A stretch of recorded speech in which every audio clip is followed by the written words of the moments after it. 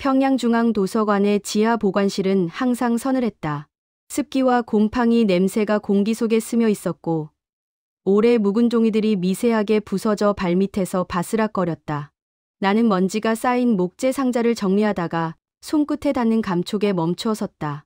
두꺼운 표지, 낯선 디자인, 바랜 색. 국영출판사의 교양서와는 전혀 다른 분위기의 책이었다. 겉표지에는 작은 글씨로 자유와 인간의 본성에 대하여라고 적혀 있었다. 그 한 줄에서 설명할 수 없는 두근거림이 밀려왔다. 나는 망설이다 책을 펼쳤다. 지하실의 희미한 조명 아래 책 속 문장은 낯설고 위험했다. 인간은 생각하는 존재로서 존엄을 가진다. 개인의 자유 없이는 공동체 역시 존재할 수 없다. 그 문장들이 머릿속에 불꽃처럼 번졌다. 마치 지금까지 본 적 없는 또 하나의 세계가 책 속에서 조용히 열리는 듯했다. 며칠 뒤 도서관 복도에는 이상한 정적이 감돌았다. 원래 수다스럽던 동안 직원 아저씨가 보이지 않았다. 그의 작은 웃음과 약한 기침 소리가 사라진 자리에는 묵직한 긴장만이 남아 있었다. 관리사무소 앞에는 보위원 2명이 서 있었다. 그들의 군화는 쓸데없이 깨끗했고 벽에는 누군가 급하게 지운 손자국 같은 흔적이 남아 있었다. 나는 아무것도 묻지 못한 채 책 카트를 끌며 복도를 지나갔다.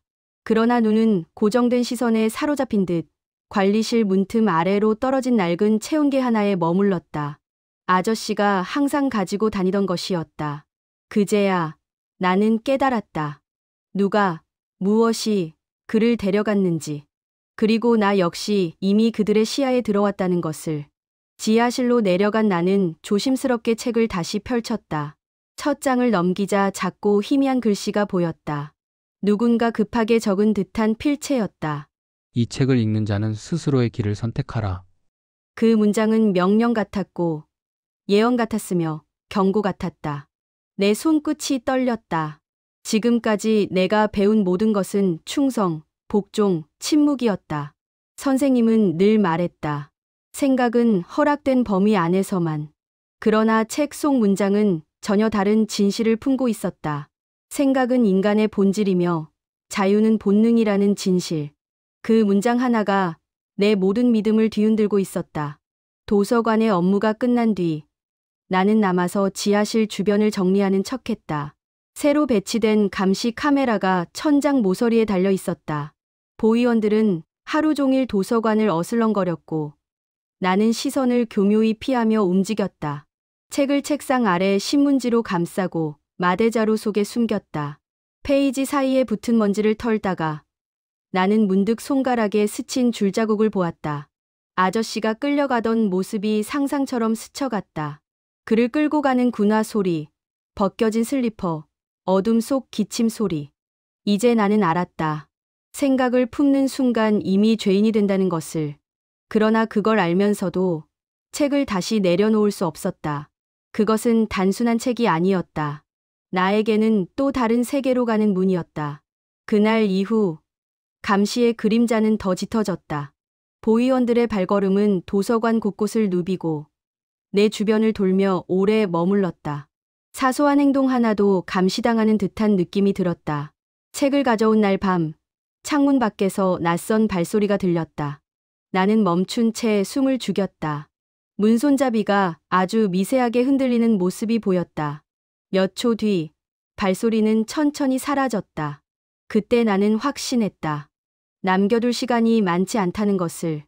누군가 아저씨의 부재를 캐묻기 시작하면 다음은 나라는 것을. 책 속에는 예상치 못한 단서가 하나 더 적혀 있었다. 끝 페이지 아래에 연필로 쓰인 주소 같은 숫자. 312 두만강 남측 보관소 문서번호. 그건 분명 누군가가 남긴 탈출 힌트였다. 어떤 사람인지 알 수 없었고 왜 내 손에까지 도달했는지도 알 수 없었다. 그러나 나는 이해했다. 이 책이 나에게 온 것이 우연만은 아니라는 것을. 모든 길은 한 방향으로 향하고 있었다. 생각하는 존재로 남을 것인가? 아니면 사라진 존재가 될 것인가? 그 선택 앞에서 더 이상 망설임은 허용되지 않았다. 새벽이 가까워지던 시간, 나는 짧은 메모와 책을 작은 가방에 넣었다. 집 안의 모든 소리가 크게 들렸다. 냄비 뚜껑이 흔들리는 소리, 시계 초침 움직이는 소리, 그리고 내 숨소리조차도 무겁게 느껴졌다. 거리로 나서자 공기는 매서운 냉기를 품고 있었다. 전기불이 꺼진 골목에는 희미한 서늘함이 감돌았다. 멀리 경비초소의 조명이 깜박거렸고 누군가의 그림자가 벽에 길게 펼쳐졌다. 나는 가슴에 속삭였다. 생각을 지우지 않기 위해서라도 가야 한다. 자유를 원해서가 아니라 자유를 알아버렸기 때문에 돌아갈 수 없었다. 강가에 도착했을 때 하늘은 이미 미세한 빛으로 밝아지고 있었다. 두만강은 잿빛 물결을 끌어안은 채 조용히 흐르고 있었다.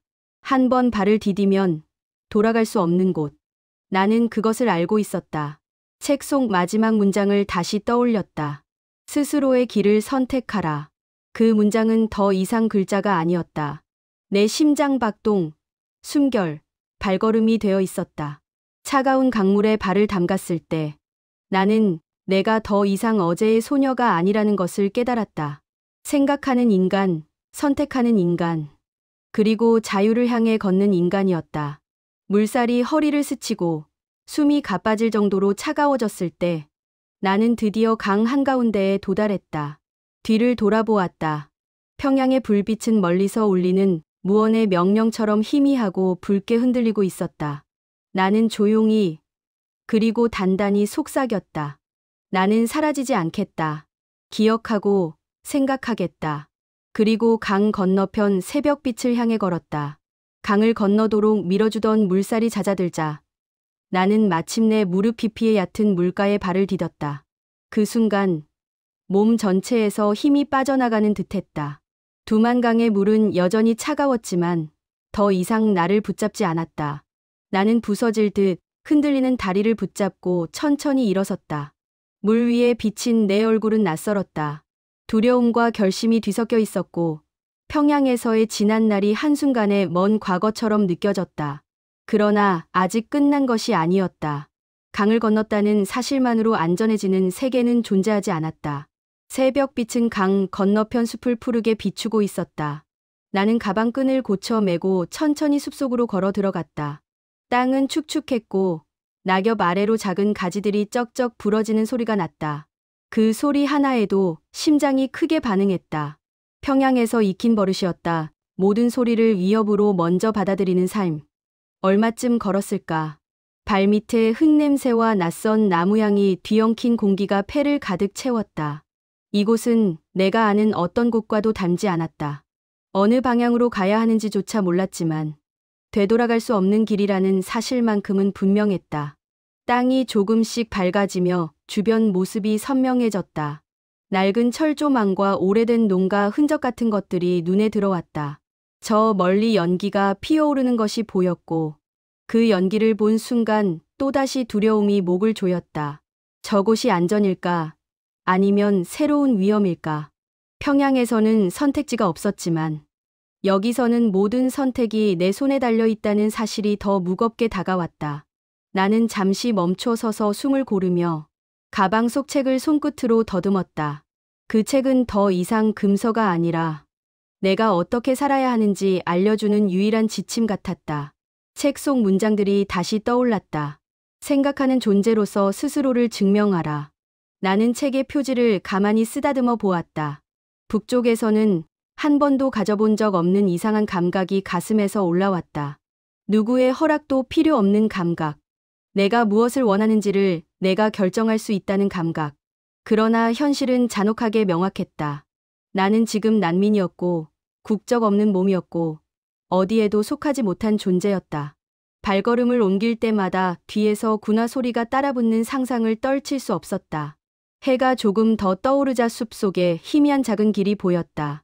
어떤 사람이 어떤 이유로 어느 방향으로 걸었던 길인지 알 수 없었다. 그러나 지금의 나는 그 길을 선택할 수밖에 없었다. 나는 조용히 중얼거렸다. 그래도 나는 앞으로 걸어갈 거야. 그 말은 다짐이라기보다 살아남기 위한 호흡 같았다. 그리고 한 걸음, 또 한 걸음을 옮기며 나는 깨달았다. 강을 건넜다고 해서 자유가 곧바로 주어지는 것은 아니라는 것을.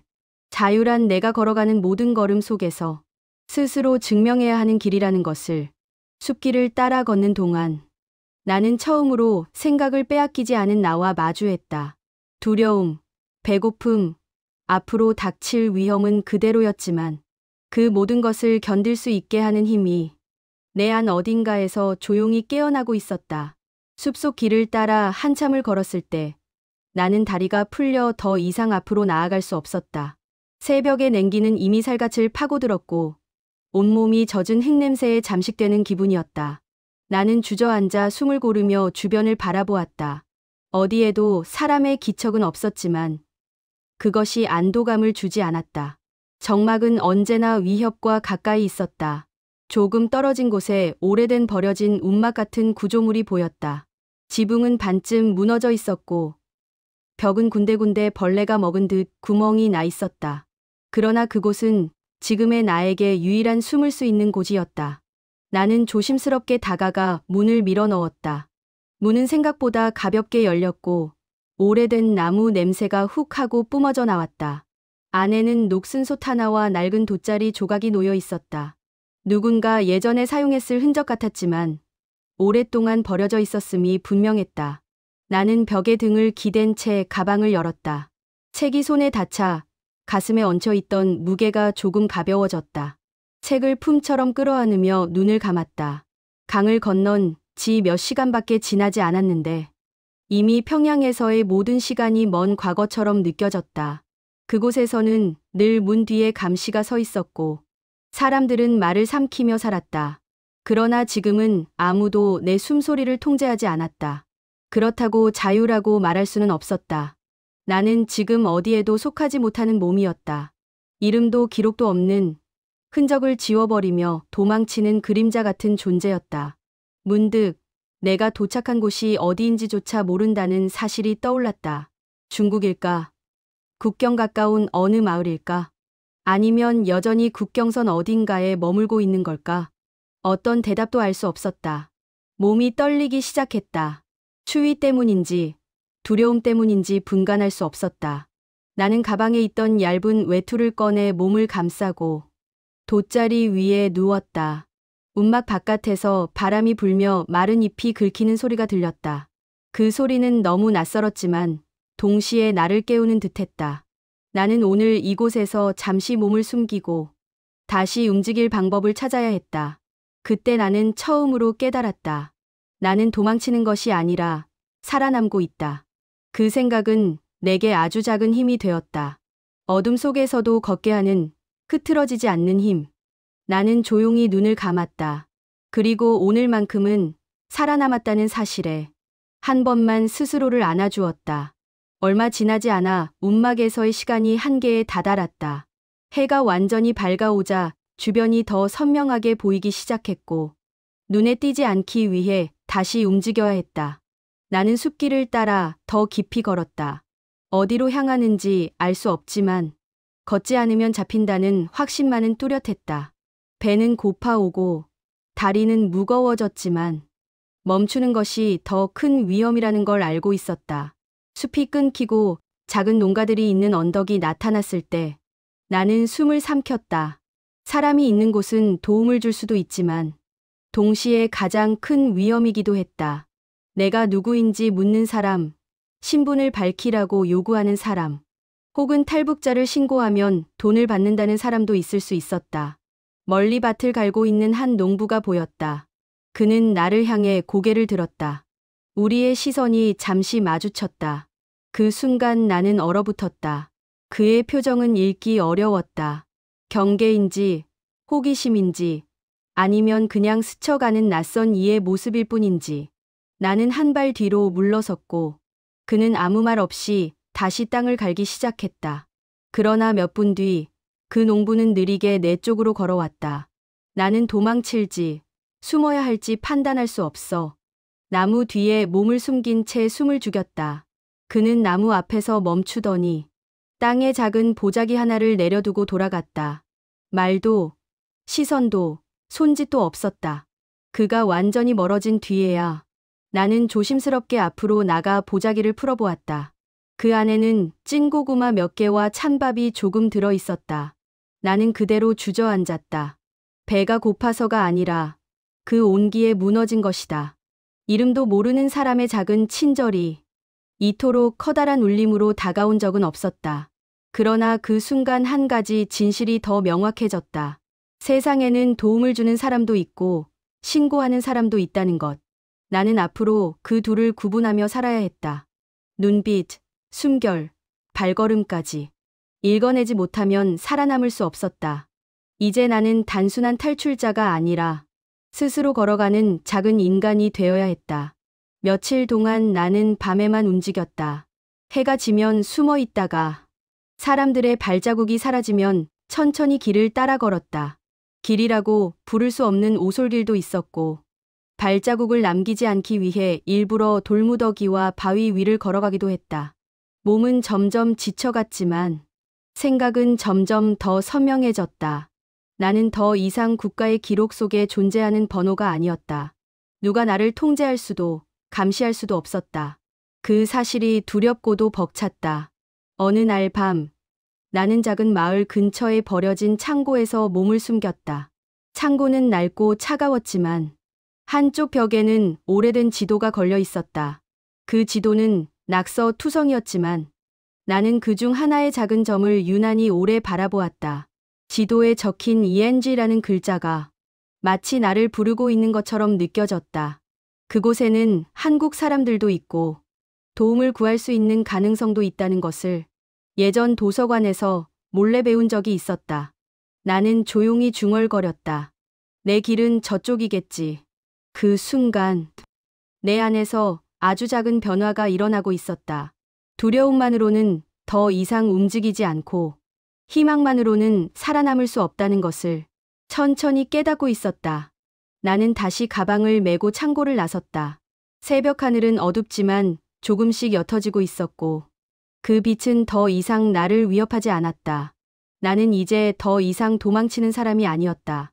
내 이름도, 내 목소리도, 내가 선택할 수 있는 길도 하나씩 되찾아가는 중이었다. 그리고 나는 알았다. 자유는 도착하는 곳이 아니라 매 순간 내가 선택해 걷는 길이라는 것을.